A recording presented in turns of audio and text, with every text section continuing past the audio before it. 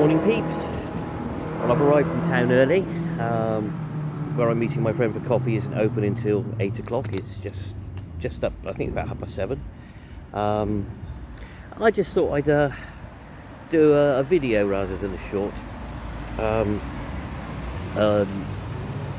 lot of people sort of say, oh, why haven't you got a job? Why aren't you working? I do want to get a job, but at the moment I'm actually signed off work. I'm signed off, unable to work. I've got various health issues. That's due to obviously my 18 months of homelessness and neglecting myself before. I didn't go and seek treatment for things. Well, there were some things I didn't know I had an issue with. Just before I left Spain, I got mugged and my shoulder was dislocated. The hospital never put it back properly. And I went to see, when I moved here, when I moved to Ipswich, I signed on with a doctor, and I went to see the doctor and I told him I couldn't raise my arm, I couldn't do this. And I was in a lot of pain. So I got referred to a physiotherapist. The physiotherapist had a look at it and said, yep, your shoulder has definitely got a problem, it's not correctly aligned. So I'm going to send you to the hospital for an x-ray. So I had an x-ray, and the x-ray showed up that there were two small bones at the top of the sort of shoulder that are about an inch apart. And the hospital in Spain should have reset it, maybe even operated and pinned it, but they didn't. They just put my arm in a sling and said, don't worry, it'll get better over time. Well, 18 months down the line, it didn't get better, did it? It got worse, especially sleeping on the ground at midnight. And especially when I came to the UK and I was homeless here for a bit, sleeping on the cold ground didn't help. So anyway, I was referred to see a specialist, and the specialist did an ultrasound scan. As I keep joking to people, he discovered I'm not pregnant, but he said, yeah, there's definitely a gap between the two bones. So I said, right, so can you reset this? Is this something you can sorry, I'm sniffling a bit, I'm just getting over a cold. Is there something you can reset? He said, no. He said, he said the injury's too old, we can't sort of manipulate it into place. I said, is it something we can operate on, or this? And he said, David, to be honest, the improvement an operation would give you compared to compared to the stress on your body of an operation, I don't see it's worth it. He said, but what we're going to do is do a steroid injection. So what they did is local anaesthetic in the arm, great big needle came out. But I said, is that normally used for horses or cattle or something? Which he chuckled at. And they injected steroids into the gap between the two bones. And I've got to continue with my physio every morning. And he said, what we're going to do is we're going to encourage muscle growth in that gap. He said, it's going to be painful for a while, and it was. It's been 2 weeks since I had it done. No, a week since I had it done. And I've had a reaction on the skin from the steroids, which I sort of said, he said, you'll get that. It's like a sort of discoloration, or almost like a bruise. And it hasn't gone away yet. But I'm finding I'm now in less pain and I can move my arm around. I might have to have another one in 3 months. We're going to have a review of that. So that's health problem number one. Health problem number two is my left foot. I had a fall 13 years ago. I fell 3 meters, 12 foot, off a wall, fighting a garden fire. My own fault. I let off a fire extinguisher to fight a palm tree which caught fire, and I thought the fire extinguisher was full of water. It wasn't. It was for electrical fires. It was full of grey dust. Well, it blew in my eyes, and I just rubbed my eyes, took a step back and fell. I was in a wheelchair for about a year, because it was a non-weight bearing brake, because the heel was shattered and so was the ankle. Then I went on crutches. Then I fell over on the crutches and reopened part of the brake. Then I was back in a wheelchair. Then I was back in plaster. Then I was back on crutches. And for around 10 years, I walked terrible. I walked like a drunken sailor, really, that just got off the boat. I sort of had this rolling motion, and that's how I walked. Bearing in mind, I was probably, what am I now? 14. I was probably 12 stone heavier than I am now. And my GP used to tell me, we can't do anything, your issue with the pain and everything is due to your weight. So I lost the weight, but I still walked like a drunken sailor.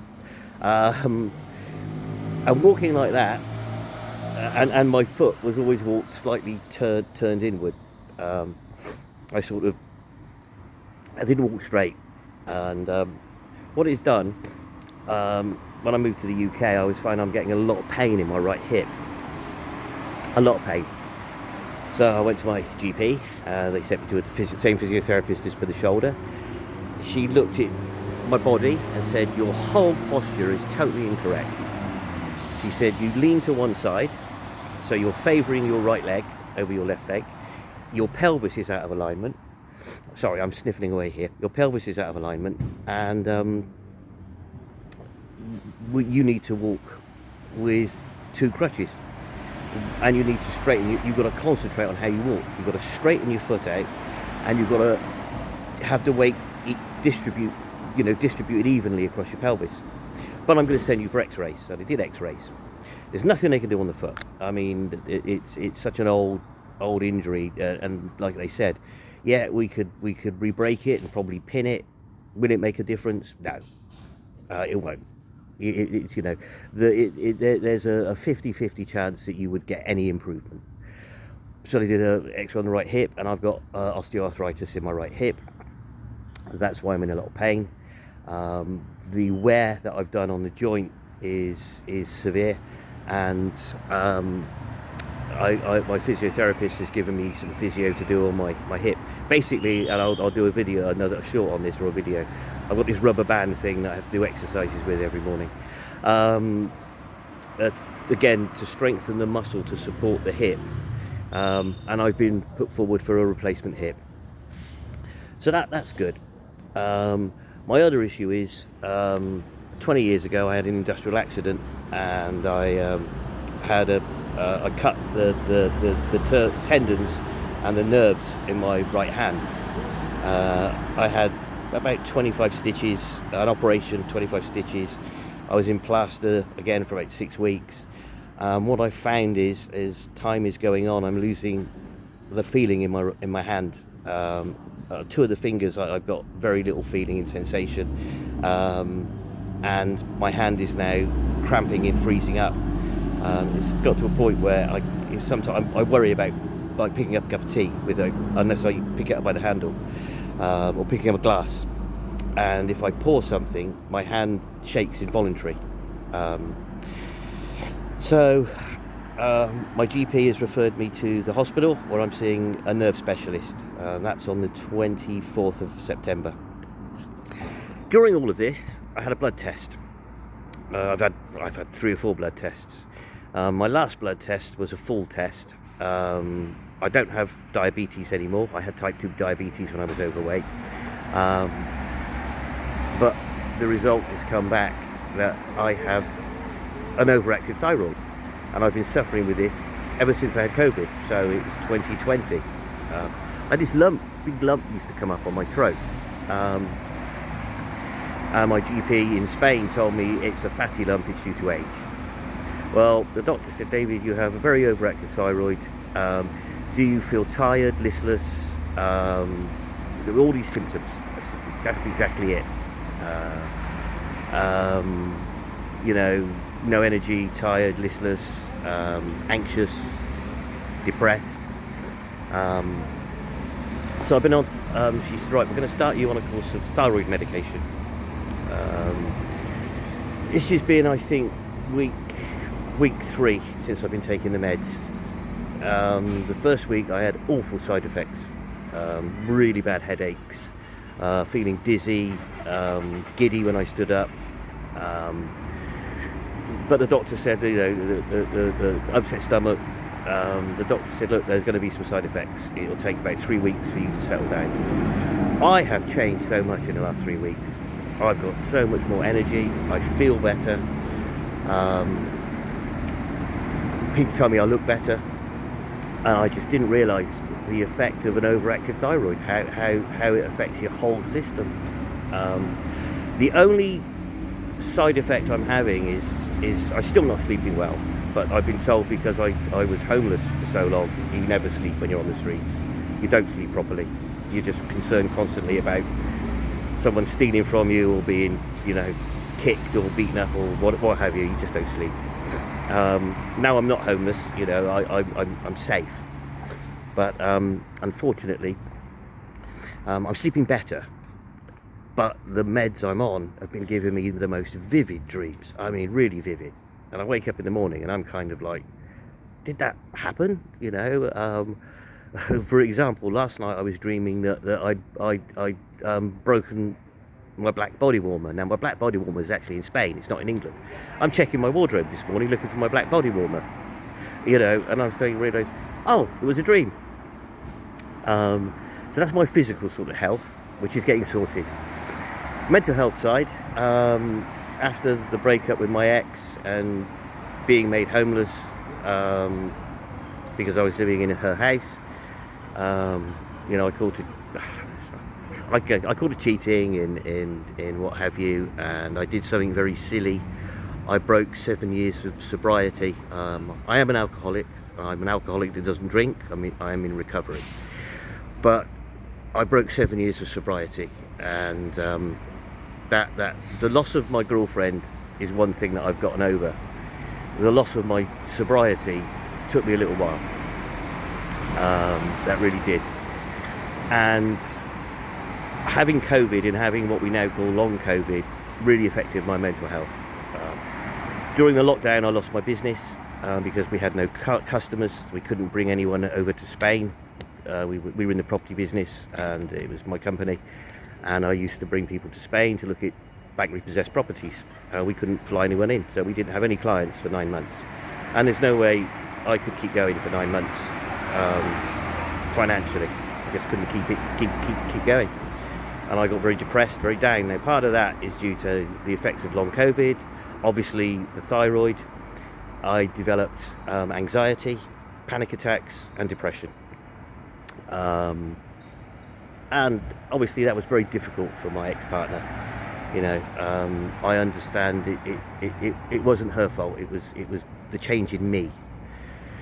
So when I registered with the GP, I've spent a lot of time and a lot of effort in getting help with mental health.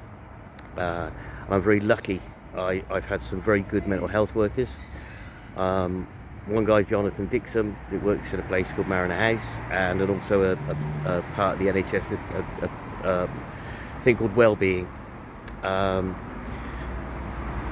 Jonathan was in contact with my GP, and I'm on diazepam for my anxiety. My anxiety was so bad I wouldn't want to leave my room and even get on a bus. Even going to the supermarket was a major event for me. I've been on diazepam now since about November. I'm only on 2 milligrams. I take one in the morning, one in the evening, just before I go to bed.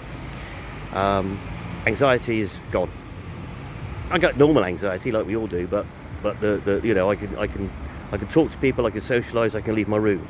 I can get on a bus, I can go into shopping, going to church. I'm enjoying that. I used to just go to the service and leave. Now I'm part of the welcome team, and I do my bits and bobs, and I socialise and talk to people. My depression is flatlined. It's I don't get the roller coaster effects of being very high or very low. I'm on citralopam for the depression, so that's worked, and the counselling has done a great job. It really has. And I know that I know medication is not the answer, but it's been the answer for David.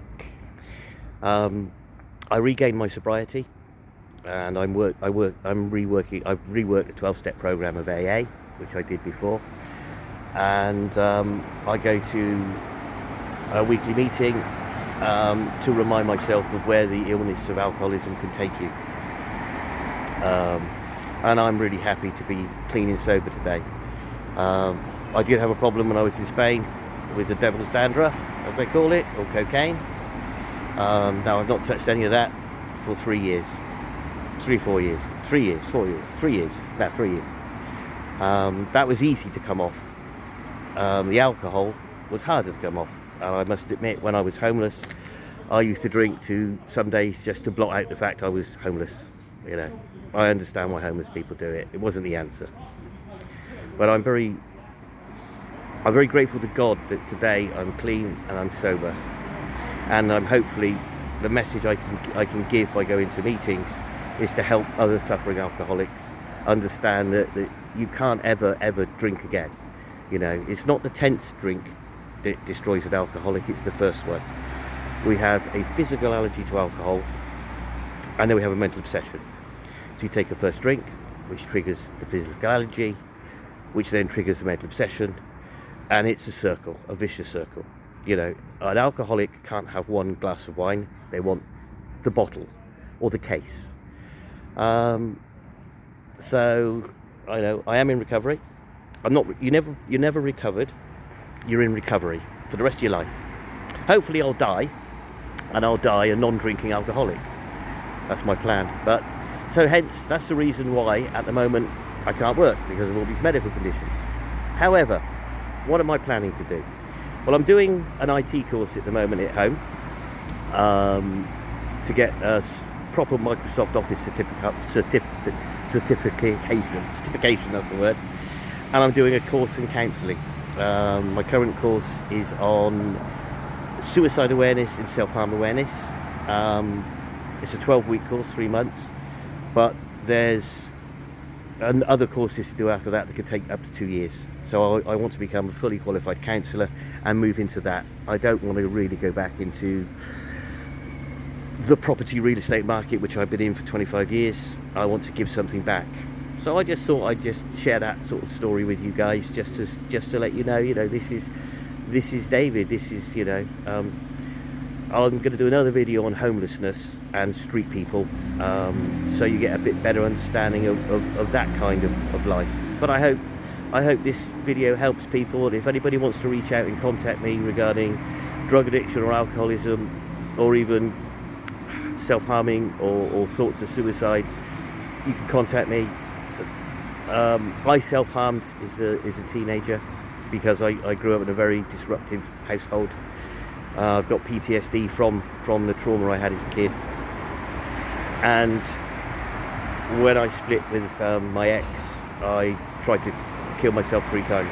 Obviously I wasn't very good at it, was I? But I'm here if anybody wants any help or advice or just to chat. I just thought I'd share this video. I do these shorts, some of the shorts are silly. I just thought I'd do a serious video.